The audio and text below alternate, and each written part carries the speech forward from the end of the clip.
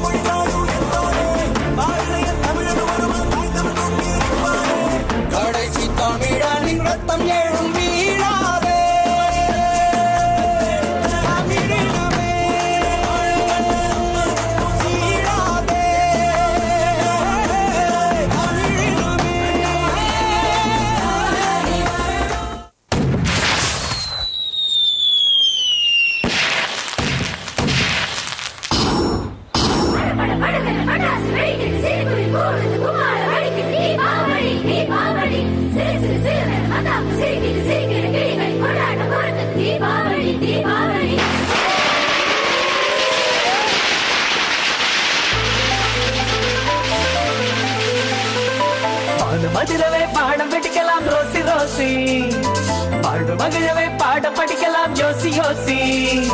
பால மதுரவே பாடம் படிக்கலாம் Rousey Rousey, வாழ்வு மகிழவே பாடம் படிக்கலாம் யோசி யோசி. மின்மினி என கண்மணிகளில் ஒளிவிடும் ஒளிவிடும் மின்வெட்டு, கலகலவென குலுங்கிட வந்து கை கொடு பூங்கொத்தே.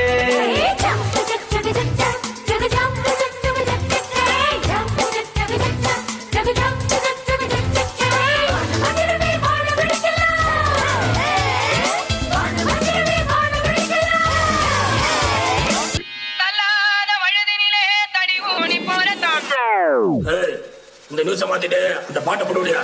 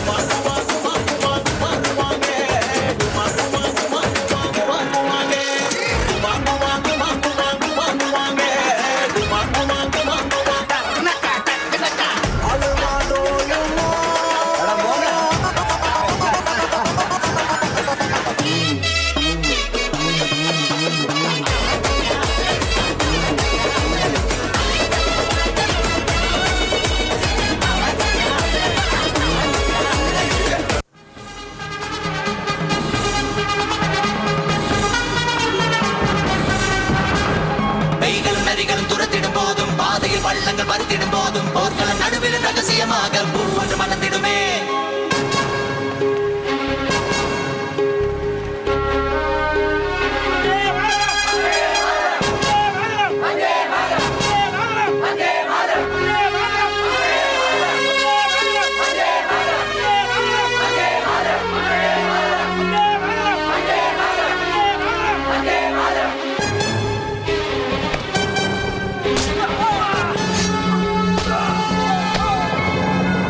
வானம் போதாதென்று பல வானம் கேட்போம் என்று கை கோர்த்து ஒன்றாக பறந்தோடவே நெடுங்காலம் கனவில் வாழ்ந்தோம் இப்போது கைகள் கோர்த்தும் இறந்தாலும் எதிர்ப்போமே பிரியாமலே.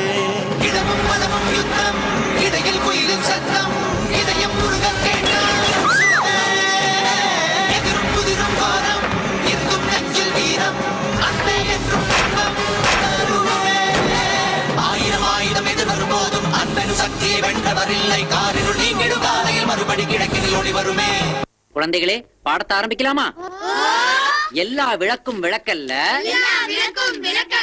சான்றோர்க்கு எங்க மிச்சத்தை எல்லாம் சொல்லு. அட பாவி, இதையெல்லாம் கேட்க கூடாதுன்னாண்டா பாரதியார் 2 காதையும் பொத்தன மாதிரி முண்டாஸ் கட்டி உட்கார்ந்து இருக்கிறாரு. சரி வாங்கடா, இன்னைக்கு பாடத்துக்கு போகலாம். திருக்குறளை எழுதியது யார்? நீ சொல்லு. சாலமன் பாப்பையா. சாலமன் பாப்பையாவா? அப்படின்னா திருவள்ளுவருங்கிறவரு.